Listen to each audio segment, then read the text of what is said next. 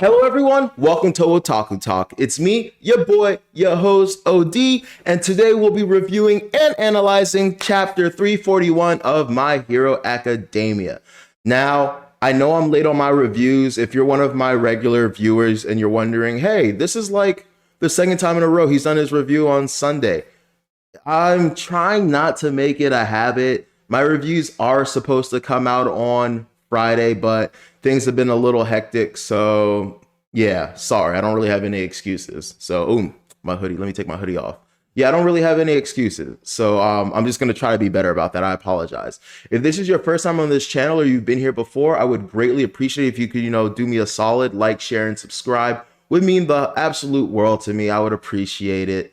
And yeah, without much further ado, let's get into the review.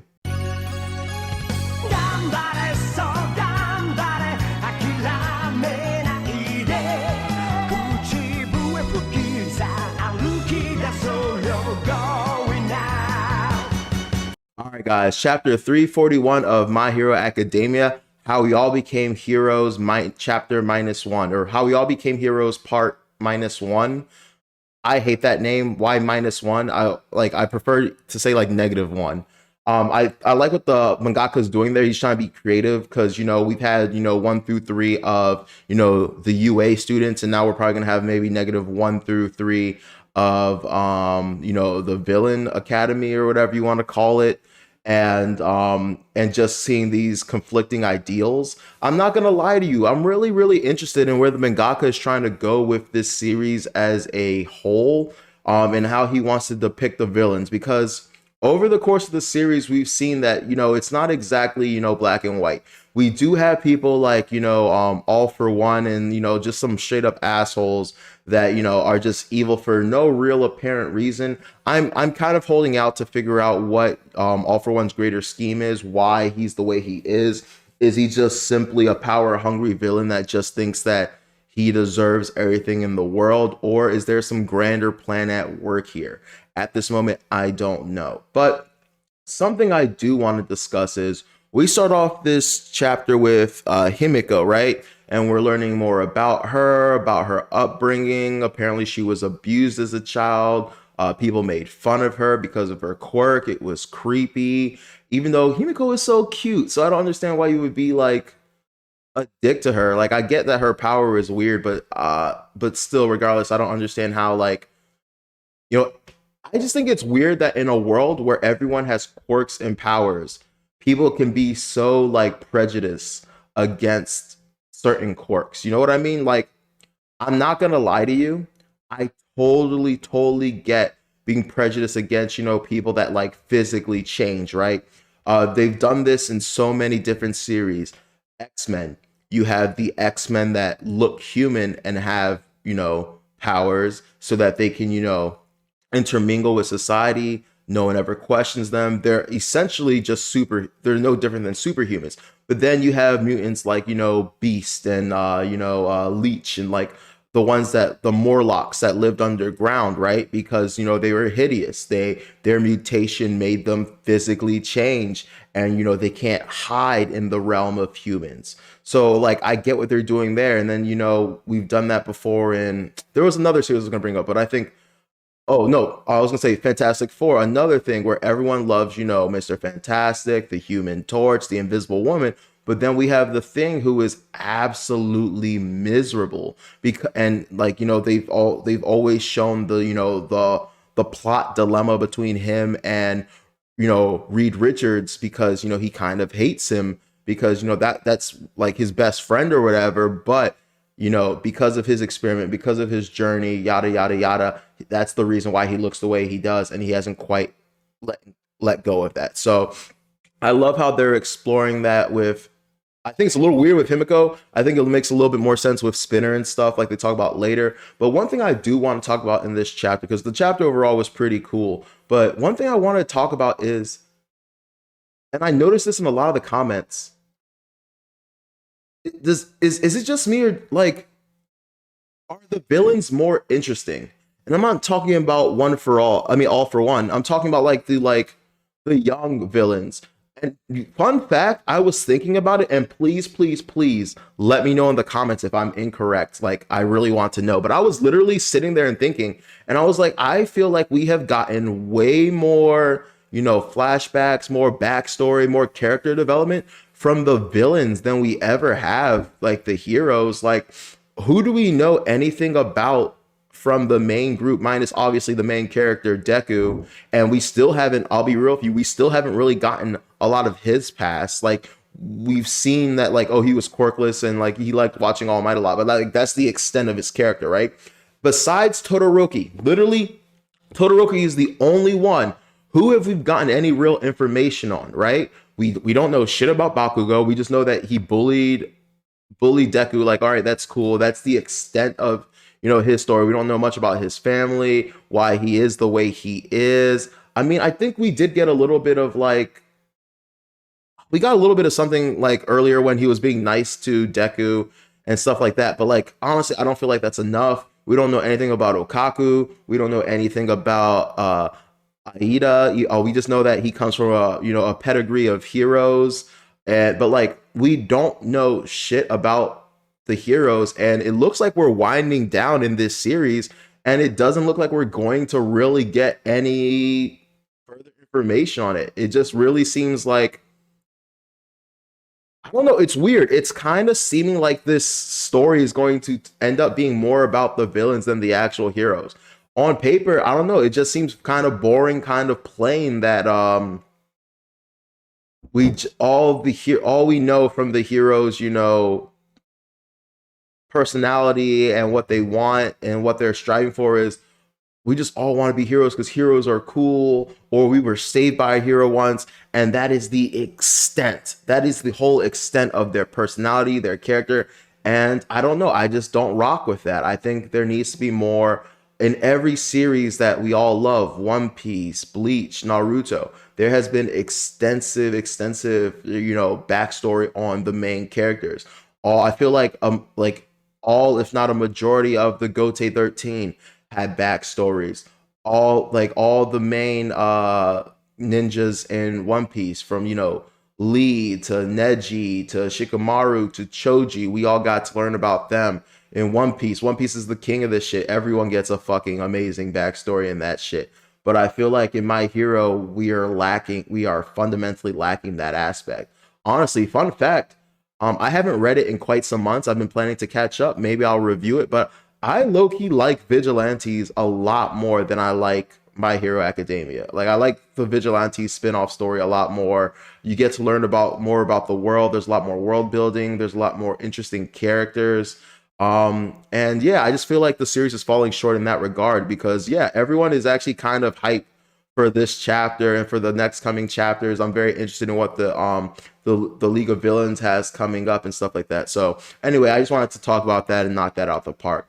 The rest of the chapter, pretty straightforward. They're planning some stuff. We learn more about Himiko's power, which I'm really, really confused about, because according to this, she has to have some kind of special attachment or something to the person whose blood she consumes. So I always just thought that, she consumes blood, turns into the person. But no, there has to be some kind of attachment. That seems very stupid to me. That seems like a really dumb thing to add if it was just added, just because you had that whole situation during the provisional hero exam license, whatever, where like she took over Cammy, and like, was she attached to Cammy? Now, from my current headcanon and what's been shown in the series, it kind of seems to me to be a point of, she goes out of her way to make herself attached. That's like why she's crazy. That's why she has the personality she has. She tricks her, not, I don't want to say tricks herself, but like convinces herself she's obsessed with people. That's why she was so weird when we first met her, and that would like explain a lot of things. Maybe that's what the mangaka is going for. But like, I don't know. That shit's super. I don't know. I don't like it. I don't like. Let me know if you like it. I personally don't like it. I feel like the mangaka could have left out that quirk to her quirk, if you know what I mean. I feel like he was just trying to be creative and add a little something, add a little element to her character, but who knows? Anyway, she's given twice his blood. which I think is going to be extremely dangerous. So something about Twice is when the things he clones retain their abilities. So if he were to clone, let's say, Deku, the clone of Deku that he creates would have All for One. So my thing is, if she transforms herself into Twice, does she have both her powers and Twice's powers? Or just her powers?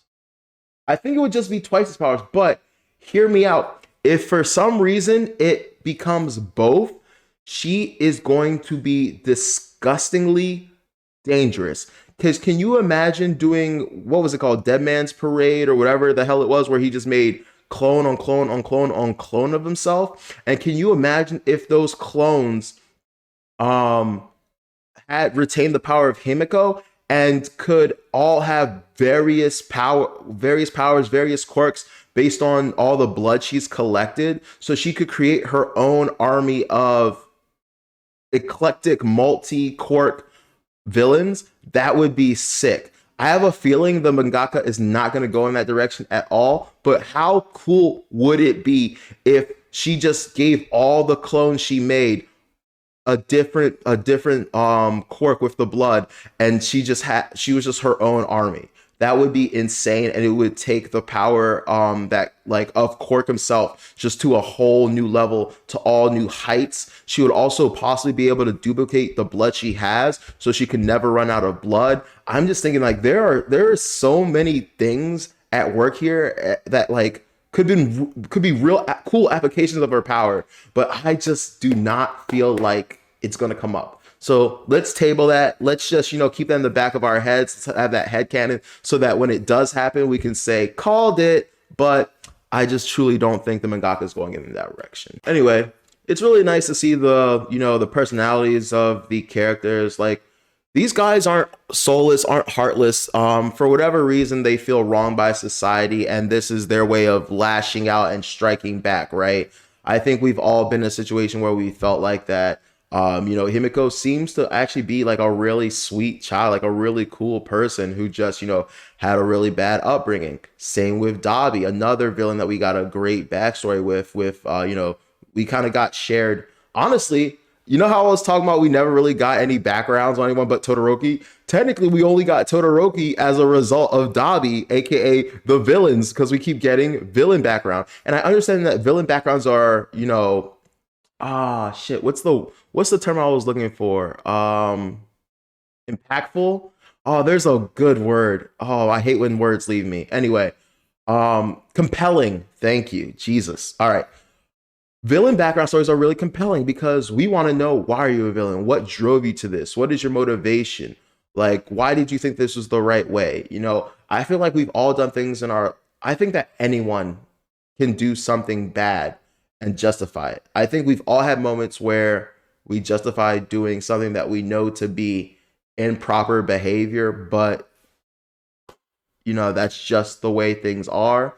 I think that's what this chapter, or this series of chapters, is going to be about. We even have Dabi, who is being nice to Himiko, knowing that like this is a place of trauma for her. I like how he ends up even burning it, and Himiko says something to the degree or effect of, "Hey, you actually are like a really nice person," and he kind of laughs at that, but he's like, "Yeah, I guess I am." But like, Dabi is just a really hurt kid who is lashing out, and was taken in by someone who's abusing his pain. And so I wonder if Deku as the main character is going to be able to, talk no jutsu and kind of like, heal the divide. I truly don't see Deku just like, I see Deku definitely beating the hell out of All for One, right? Like, that has to happen. But the rest of the villains, I see him either converting, him being like, he doesn't have to be this way, him inspiring them. It seems like the route the mangaka wants to go. But yeah, Dabi burns the house. He lets us know that like there's a lot of plans at work here, and no matter what, the sun's gonna come up tomorrow. So smile for now. So we're getting some really, really cool, really deep. What's the word I'm looking for? Just really deep scenes. So we go back to the hideout. Shigaraki is fucked up, dying. Spinner is talking to All For One and someone else. And I'm gonna be real with you, I don't really understand what's going on. I just know that they want Spinner to be the head of the heteromorphs, which I'm just going to assume are the people with quirks that make them look bad, make them look creepy or whatever. So we're just gonna go with that. They said ignore, the people that escaped from Tartarus, the convicts. We just want you to take over, like, the remnants of the Liberation Front army, the people that you inspired that don't look normal, that have been attacked because they look bad. Like, we even saw that one time, that one woman get attacked and Deku had to save her just because, she looked like a quote unquote monster. So there's a lot of prejudice, discrimination going on around, probably creating new villains, probably creating people to, further want to join the side of the villain. So, I mean, this story is becoming very, very compelling. Very, very compelling. Like I said in my last review, I was kind of, falling off of it, but I'm very curious to see where this goes. It's not just, good versus evil. It's politics, perception, perspective, and stuff like that. So there's a couple things I could talk about, but that's all I really wanted to get into. And my favorite line of the series is the end when All For One is like, know this, Iguchi, everyone can be someone's hero. And I think that's going to be a very vital, important line later on in the series. But I truly think that, like, just the way that everyone really felt for Twice, felt his pain when he died. They weren't your typical villains that are just using people and they're like, oh well, he served this purpose. Like, All For One is like that, but the rest of them, they legitimately liked Twice. Like, he was their friend, and they mourned his loss, and like there's other losses that they've mourned and other things that have happened. And I think we've all seen it with, anti-hero shows and stuff like that. There's a great show I'm watching right now. I high-key want to do a review on that, Peacemaker. If you haven't seen that yet, check it out. It's on HBO Max. But like, there are times where you see people that aren't good take in others, right? So I like that. Everyone can be someone's hero, even if you're a scumbag. So anyway, I'm gonna leave it there for today. What did you guys think? Did you guys like my idea for, Himiko having Twice's power as well as her power and being able to just create a bunch of corked up copies of herself? That would be insane. What do you think is going on with Iguchi? I'm gonna be real with you. I wasn't quite grasping this plan. And yeah, what do you think about the progress of the story? What's going to happen next? How do you feel about what I said about we haven't really gotten any backgrounds from the heroes? Like, off the top of my head, it's been like, what, Todoroki, Stars and Stripe, and that was kind of random. We got Hawks. So you know what's weird? The flashbacks and backstories we do have of heroes aren't even the UA classmates, which you would think are the important ones. It's kind of like, Naruto only ever showing us flashbacks of, the Senin, Kakashi, and, the older generation, but saying, fuck the like Konoha, like academy students, like Naruto's generation. So that's just kind of how I feel. Anyway, thank you guys for watching. This has been Otaku Talk. I'm your host, OD. Please make sure to like, share, and subscribe. I would appreciate it. And take care. Have a great night. Peace.